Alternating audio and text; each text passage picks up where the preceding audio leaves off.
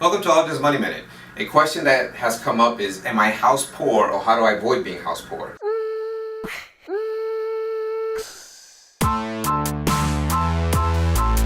We did another video talking about the 15 versus 30-year mortgage, and we recommended in most circumstances that people utilize a 15-year mortgage for their home.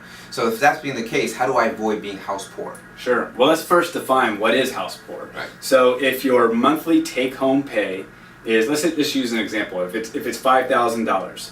If you start to get up to the 30, 40, 50% mark of your take-home pay going to your mortgage, that's when you're starting to become house poor. And what that keeps you from doing, it keeps you from saving for your future, it keeps you from traveling, keeps you from really doing anything that you want to do. Right. So you don't want to be in a position of being house poor. So how do we avoid that? Well, it all boils down to how much house should I buy?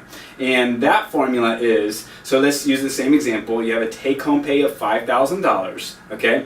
And you take 25% of that. You should keep your mortgage payment, which includes the escrow of the taxes and the insurance, at 25% or below. Now this is a general rule of thumb, so don't get all freaked out. Well, I'm 25.3%. No, it's just, that's a general rule of thumb. So in that scenario, $5,000 take home, your mortgage payment plus the escrow should be $1,250 or less. And right now, if you just kind of back into that with how much house does that mean, right now, if you put 10% down, and you get a 15-year mortgage at a 3% interest rate, it comes out to about $160,000 to $165,000 home.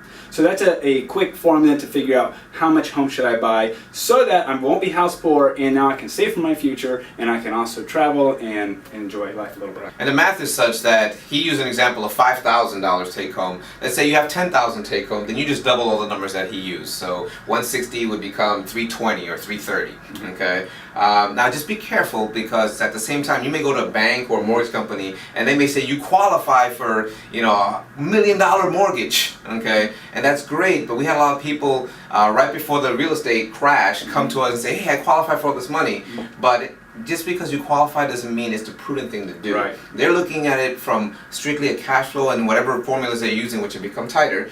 But we're looking at it as how much house should I have so that I can still build wealth and I'm not strapped financially based on the size of house. Yep. So just be careful for that. We hope that helps you make a great decision, and we hope to see you soon.